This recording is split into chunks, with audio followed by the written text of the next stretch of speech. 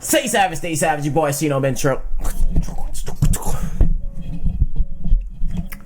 Stay savage, your boy ShinoBeenTrill. What's poppin'? Today we are back with another video about the Otsutsuki lineage, basically the Japanese folklore and shit like that, you know. So yeah, how you guys doing? If you guys been following me on Twitter, obviously you guys know what's going on in my personal life. You know, Grandpa passed, Grandpa Trill.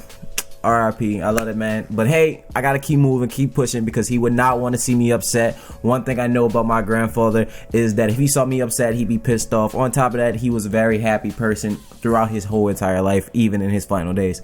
So with that being said, we're gonna talk about Momoshiki Otsutsuki, and we're gonna talk about his folklore a bit. You know, we're gonna go get in those details, you know what I'm saying? So without further ado, if you guys are excited about today's video, if you're new to the channel, subscribe for daily content. If you guys are hyped, hit that like button, you know what I'm saying? I was supposed to say that in a different order, but you know, mine's a little bit discombobulated, so bear with me. Also, do not forget that your Shino X Sakura shirts are gone in like a day and a half. I honestly haven't been promoting it. Once I found out with my grandpa, I didn't really care, but at the same token, I was like, yo, I'm gonna make a video because why not? I'm not gonna stop doing what I've been doing every day, you know, because my grandpa would be like, yo, get on your shit. And one thing I could say, he was always proud that I would be able to do YouTube and work from home and shit like that, and he always applauded that, and he never understood it, but at the same token, he gave me praise for it. So it's like, yo, I might as well keep going, try to make him happy as possible wherever he may be, wherever he may rest. And with that being said, finally, let's get into today's video. Let's get it. All of these people, they down to rot. Look in my eyes. No, no, no. No, no, no, no, no, no. No, no, no, no, no, no. Just like the boy Yoroshiki, his folktale reversed to him as a hero. So that's odd because, like I say, they supposed to be heroes, but in the end they always fucking shit up. But obviously his name translates into peach, so Momo equals peach essentially. Momoshiki, you know, clearly there's some connections with there. If you guys remember when he referred to Naruto and a lot of the tail beasts and talking about the tree of life, you know, essentially he was talking about how the precious fruits of the tree are still around, like a few of them are still scattered, because you know, obviously they were mentioning about going after Kaguya, and every time they mention going after Kaguya, you'll always see the boy Momoshiki saying, yeah, it's not right to harvest yet. Obviously Kenshiki was talking about these 10 things that these 10 like weird abnormalities in the space, or the dimensional cracks that Kaguya was supposed to report. Obviously she didn't report any of it to the main branch, and you know, obviously Momoshiki and Kenshiki knew about it and shit like that, but he kept referring to, like, you know, the tree of life or the people of that place being ripe for harvest. So what else is associated with ripe for harvest? Obviously vegetables, crops, you know, stuff like that, but also, you know, fruit picking, like orange can be ripe and ready to be harvested, because when you harvest something, you're gathering a lot of it, you know, you basically accumulate, you know, you're taking it from something. So obviously his name is Peach, his name has the meaning of peach, so clearly, you know, we see him basically turn people into little chakra balls, or you know, when he absorbs them and then he turns them into their chakra.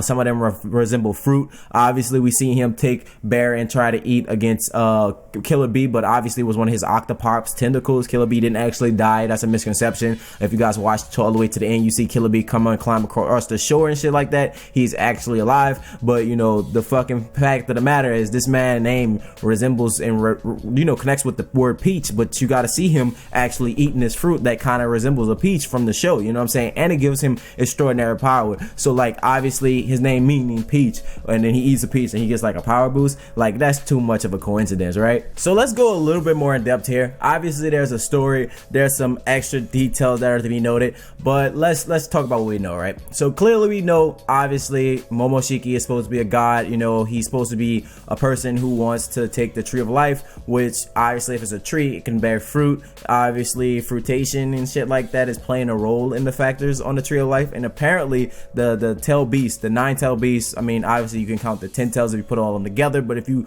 count all the tail beasts that have been separated, are like, it's fruit. All of them are like bearing, right? And you know what I'm saying, like they're all some type of fruit to Momoshiki in a sense. And that's why he goes after Killer Bee, he goes after Naruto. He wants the 9 tails and he wants the 8 tails essentially, you know. So this man is essentially looking for these beasts, and he's trying to get those beasts in order to accumulate chakra. You know, he's saying he wasn't ready for harvest. So off the rip, we see a lot of different things associated with his name. We see the peach being associated with his name. We see, you know, the harvesting of fruit. Clearly, he talks about how he wants to harvest things. What do you do when you pick fruit from a tree? If it's a whole bunch and you picked in a absurd amount, you're harvesting for the winter, or you may be trying to sell something if that's what you're into. But clearly, you see the harvest. You see him basically picking shit from the tree. You see the chakra fruit that he turns Kinshiki into actually resembles a peach to a certain degree. Clearly, a lot of people can say, oh, it looks like a meat bun, or it could be something like that, but we know it's associated with a fruit, while he is associated with fruit, and he's noted to be saying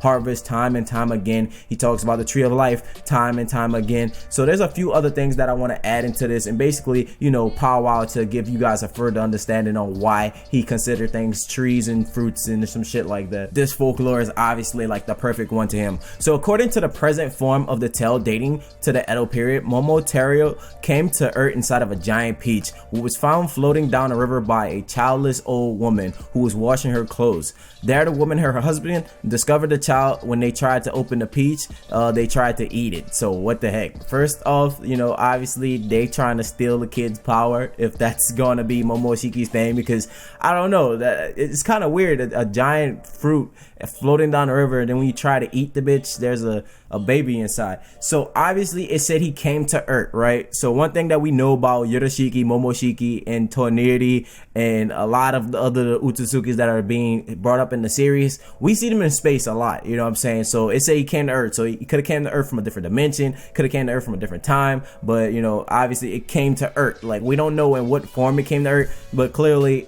there's a lot of times and a lot of indications that let us know that this is talking about space. Now, when we see Momoshiki and Kinshiki talk about how it's almost time, or you know, they talk about Kaguya, you know, obviously you see Yorushiki pop up on Toneri, you see them pop up in space, you see them looking up into constellations of stars, you see them looking up at planets, you see them looking at up a lot of different variations of the skies, you know what I'm saying? So if you looking towards something, or you live in a different dimension, you're not just about to come from another dimension and then, you know, be looking at the sky. Like, what? I've never heard of a dimension where you can see, you know, the current dimension but through the sky. Wouldn't that just be space? And then one thing that we know is associated with their powers is the time space Rinnegan. You know, obviously Sasuke has the ability to use time and space. You know, he can manipulate it, he can use it to create limbo clones, or he can project himself over to somewhere else by switching himself with another item. Essentially, you know, we saw him do that with Shin, and we see like Madara do it time and time again with after image technique and shit like that, but it's like more in depth. It's not one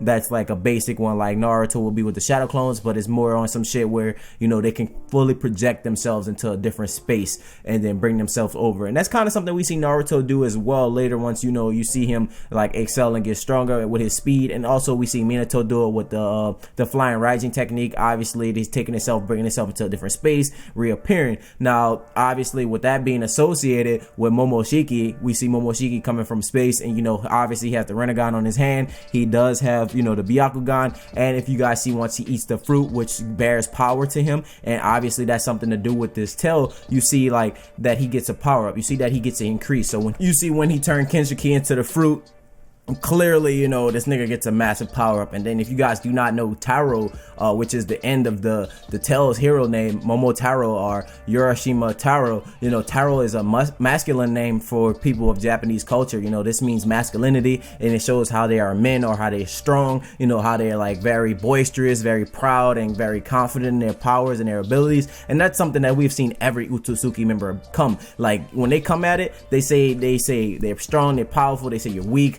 You know, even Toneri at one point was talking down on Naruto, talking about how weak they was. You know, you see Kinshiki do the same thing, Yoroshiki's doing the same thing. You know, we obviously get Momoshiki, who basically looks at everybody as insects, inferior, talk about how he's a god, talks about how he's referred to as this straight celestial being that's on another different plane. And you know, he even tells Boruto like, hey, you know, once humans kill gods, they can never live a normal life, their life will never be the same. Like, you know what I'm saying, clearly they're going to go through trials and tribulations in their life that's going to be way different than most people's lives. And it's really dope to see like all this connect to the folklore. Now the story of Momotaro gets a little interesting, and it gets a little bit more in depth, so I'm going to talk about it. Years later, Momotaro left his parents to fight a band of demons, Oni or some shit like that, you know, ogres essentially. There's a lot of prefixes in here for it. And then it says, on a distant island, in a route he met and befriended a talking dog, a monkey, basically a few animals, essentially helping him go across across this quest. So clearly, you know, obviously Momoshiki has help from Yorishiki and Kinshiki, which could be the people that he encountered, quote unquote, in this story. Now they agreed to help him in his quest. Now clearly he was doing this with his family, essentially, because, you know, the demons were attacking his family, right?